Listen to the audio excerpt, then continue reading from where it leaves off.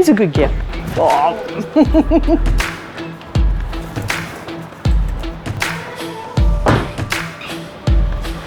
G'day, my name is Stephaine Krishnan. I'm 52 years old. I'm a member of the Singapore Armed Forces Volunteer Corps.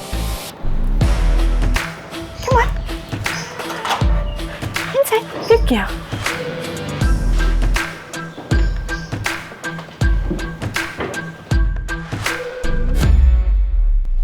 When I first volunteered for the SAFVC, I think I saw the ads in 2015. They were on bus stops and a few other places, and 2015 was actually when the volunteer corps was formed. I signed up, went through interview process, went through some medical testing, and then I managed to enlist in 2017 in June. So this is my I've got to go to duty container. Everything I need for that. The SAFVC also gives commemorative patches. This was when I went to Exercise Wallaby. This is from the Forward Support Group saying thanks for our participation in that. In October 2025, I got the opportunity to go to Australia as part of Exercise Wallaby, so we're in Rockhampton.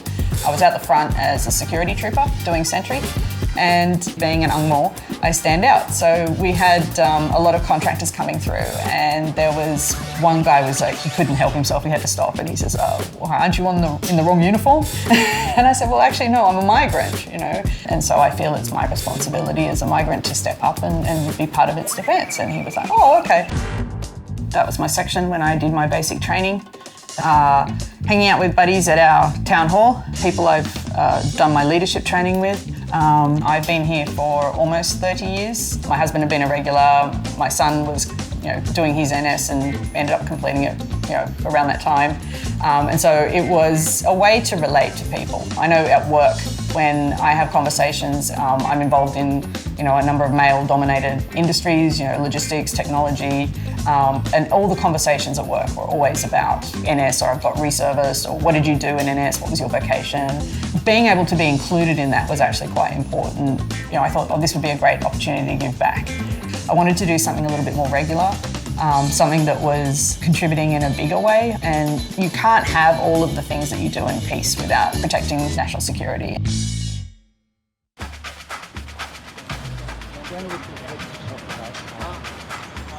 The start of the course is on the 200-metre mark.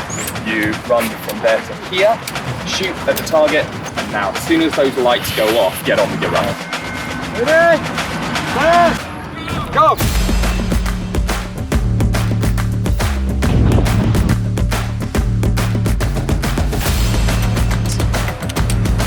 Right, as soon as those lights go off, you can go. Down, off you go, run it in. Well done, Steph. We just wrapped up our first run and gun or laser tag for 2026, and it's an SV-led activity. We're with the Singapore Armed Forces Volunteer Corps, and we also have other members of retired servicemen joining us, and we've been doing this so we can stay in the best condition for our duty.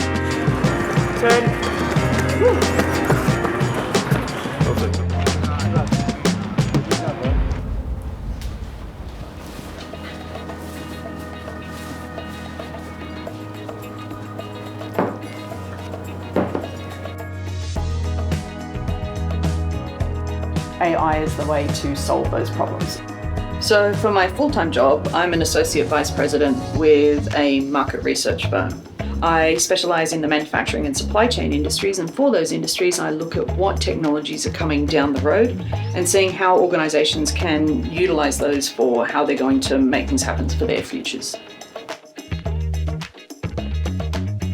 One of the reasons I chose Singapore to live in is because everything just works here. Whether it's internet, whether it's power, whether it's bank accounts. I even had the luxury of, deciding whether I'm going to have 3 gigabits per second or 10 gigabits per second. Being in tech, that's something that's really important to me. So.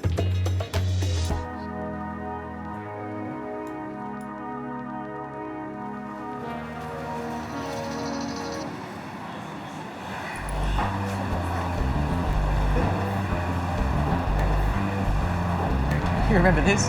Yeah. Wow. How old were we? 23, I think. Wow. That brings back memories. Yeah? Yeah. Steph said she tried laksa before. They said you're going to try the katong laksa because it's different. And I remember it was a much smaller bowl, And then we sit on the side of the road, and I was like, it was very much a contrast because you're eating on the side of the road, but it's clean and you can do it, and it was just not what I expected. I first met Steph in Australia. So yeah, we were colleagues first, and then she ended up moving to Singapore. So it was a bit of a surprise. So we just became friends. So my first impression of Singapore was I came here sight unseen. It was supposed to be a 9-month assignment, and I'd never seen Singapore before. And when I landed, it was very clean, lots of skinny people. You could eat anywhere. People would reserve spots with the tissue paper, chalk, right? All that sort of thing. It was quite funny. And then I guess he liked me even then. Have some of the laksa. You still want my cockles? Oh.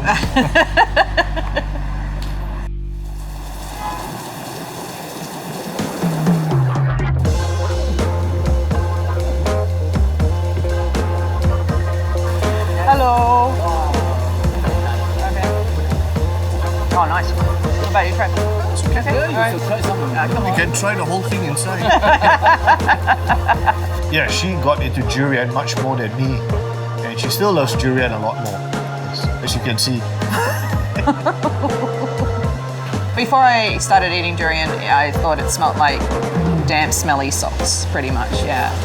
I started eating durian only after you introduced me to Durian puffs. durian puffs, that's right. And then after that, I graduated to the durian cake. After that, I started eating actual durian. Now I eat it all the time. In fact, we had it for dinner 2 nights ago. She can eat durian 5 days a week. And I did at one point.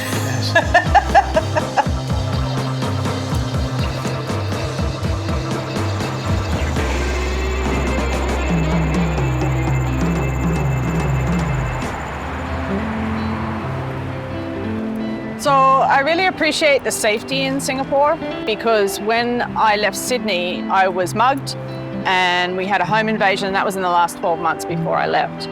When I live here, I saw a lady, for example, she was crossing my driveway with a baby. It was 3 a.m. and she was putting a baby to sleep. And you just couldn't do that in Sydney. I know my friends can't do that in Sydney. And so therefore it's really valuable. This is true, actually. You know, as Singaporeans, we really take that safety for granted. Yeah. Recently I was, rucking here along the Green Corridor as part of a competition, and that was happening at 3 o'clock, 2 o'clock in the morning. And I just wouldn't be able to do that in other countries. And so I find that really valuable here. If people ask me, which do you prefer, Australia or Singapore, then I find that I can't answer them as one being better than the other. I like both for different reasons. But now my home is here. I built a life here. It's a home that I love, and yeah, I'm here for good.